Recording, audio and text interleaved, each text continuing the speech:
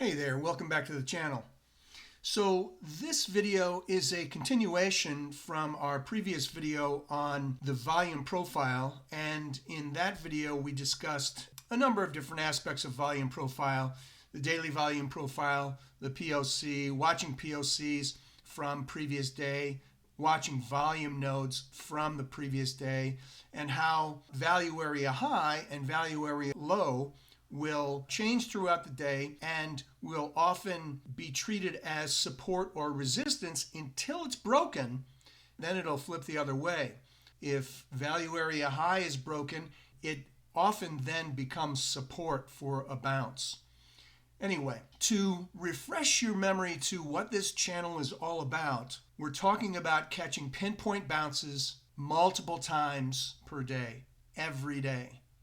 And how we do that is tracking a number of lines on our charts, and those would be the RTH open, the half gap line, the previous day close, the previous day high, the previous day low, the previous day VWAP close, and also the daily pivot points and the weekly pivot points.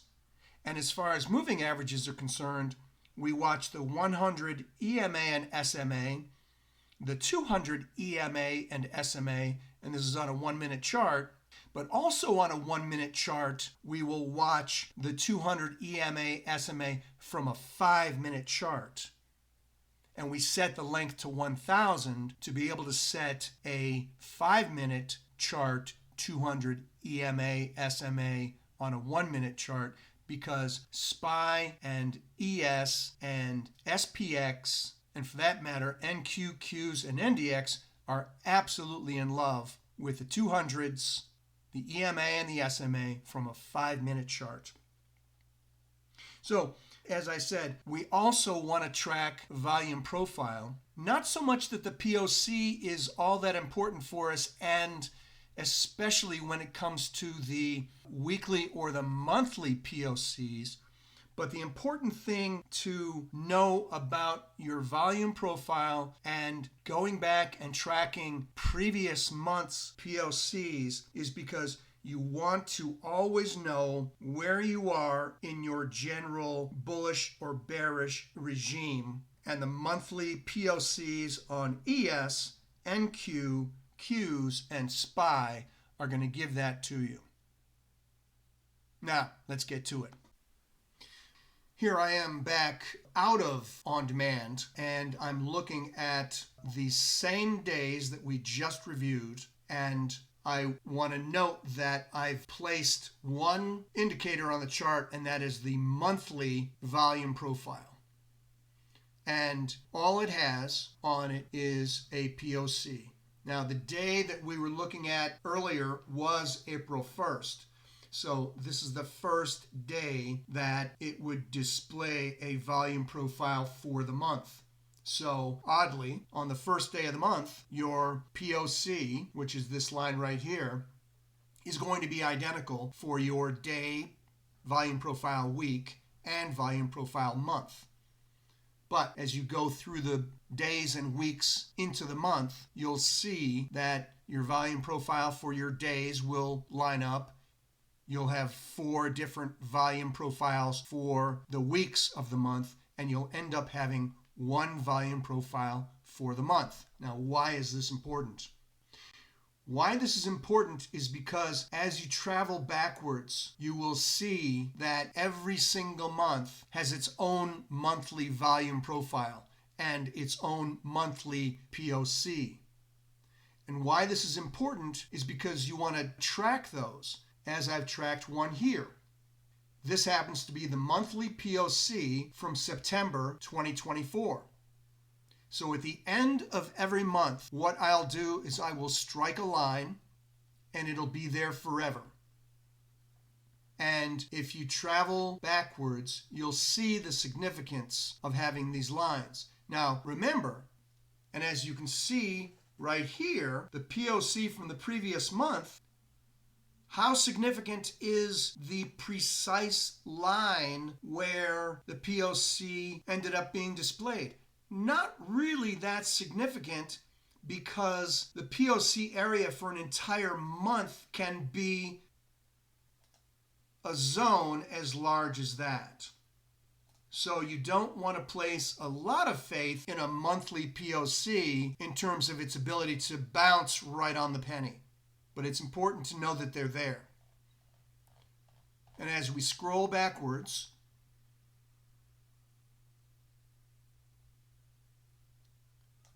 you can see that interaction took place at these levels.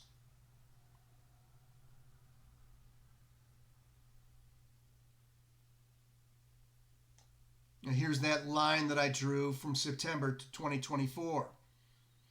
Market came down, recognized that POC was there, danced around it a little bit, tried to bounce, couldn't, came up, tried to run through it, couldn't, tried to run through it, couldn't. So these levels are important to have on your charts. Go back a few more days. We've got the line that I showed you a moment ago, September 2024. Then we have October 2024. Now, when I first drew these lines, I noticed that looking back to October 2024, the monthly POC on the 15-minute chart differed by a few points from the monthly POC from the 5-minute chart, so I drew them both and I left them on the chart. And as you can see, those lines were significant.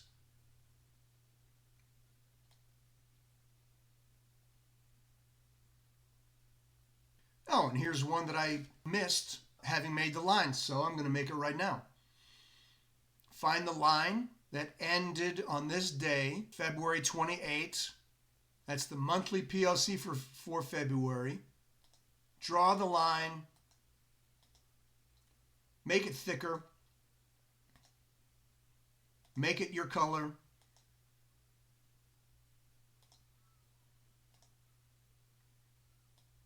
Mark the level. This is the monthly POC from Feb 2025. I want the right extension on, and I want to show the name on the right. There. Now I have that line. So, what you do is you set your chart to a 5-minute chart, going back as far as you possibly can. Let's say 5-minute, 180 days. Let it load, and then go back to the very, very, very, very, very beginning. And this is while you have the monthly volume profile indicator on your chart.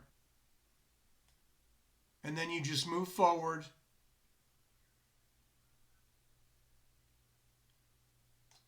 And you note the lines.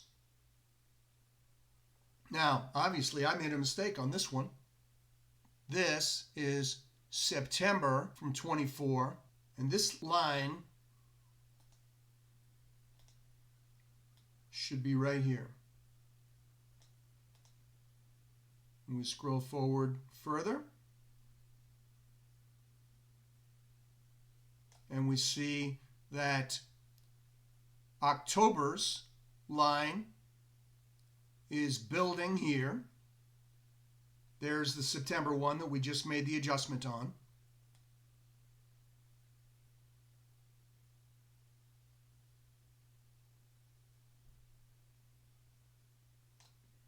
And then October's month ends, and that's where the 5-minute line and the 15-minute line ended up. And here we are scrolling forward.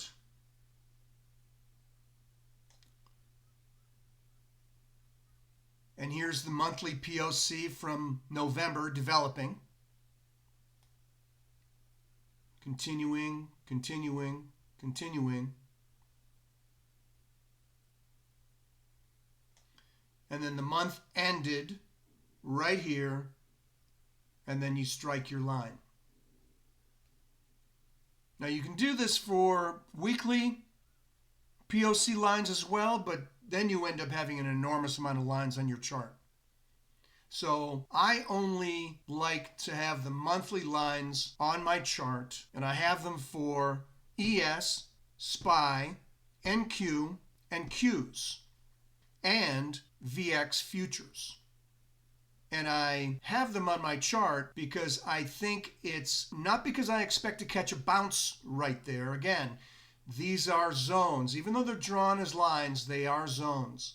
So when I see the market coming down to the monthly POC of a previous month, I'm expecting some sideways movement there, possibly a bounce after it's worked itself out. But if it starts to drive down further from a previous monthly POC to another monthly POC from possibly the previous month or the month prior to that, then I know that we're in a downtrending market. And here we are. I've scrolled forward to the third week in January of 2025, and I actually still do have one of the weekly POC lines on my chart. And it just so happened that this weekly POC ended on December 20th, 24, and the market had rolled over and then started to climb, and it found that weekly POC from January 22nd right here. It found that POC from December 20th, 24, and rolled over. And here's one last chart to wrap things up and to let you know that these POC levels are important on any chart that tracks volume. This particular chart is VX futures from a few weeks ago. Again, you can do this on Tesla. You can do this on Microsoft. You can do this on NVIDIA. But in this particular case, here we have VX futures, and I have psychological levels noted in the cyan blue color. So I've got a psychological level of 20, 19, 18 here. But as you can see, back on the 18th of March, VIX futures popped through the psychological level of 20, popped right up to this monthly volume profile, and then rolled over, bounced back up to it, rolled over, continued rolling, where it came down to this psychological level of 19, and then caught that monthly POC here and did a little dance for a few hours in the pre-market, then rolled over to the monthly POC level of February 2025 and bounced right there on the penny, which you typically don't expect to happen, and then rolled over again to the psychological level of 18 and that other September 2024 monthly POC level, where it struggled for about 2 days till it started to bounce again. So the long and the short of it is that the monthly volume profile is an important thing to have in conjunction with all the other things that we have on our charts, the lines, the pivot points, the moving averages, and you want to watch them on all of your charts. If you're trading ES, you want to watch ES, you want to watch SPY, you want to watch SPX and NDX and VIX futures, and you want to wait for when you've got touches on multiple charts on something significant. And that may be a half gap, that may be previous day close, and it may be one of the monthly POCs. Because that's where you're going to catch your bounce.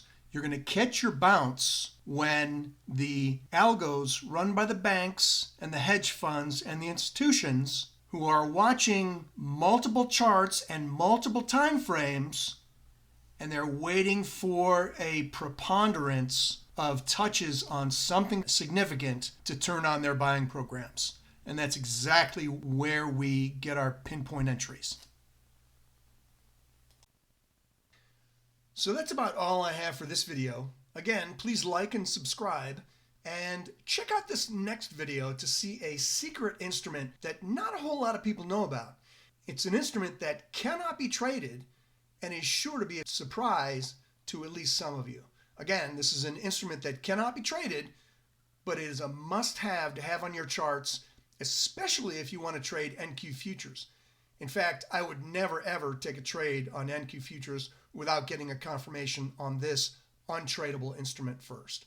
So thanks again for watching. Oh, also, again, if you're interested in seeing me live stream taking pinpoint trades, leave me a message below and subscribe to the channel to be notified for when I do that. I'm sure it'll help both of us as we move forward on our trading journey.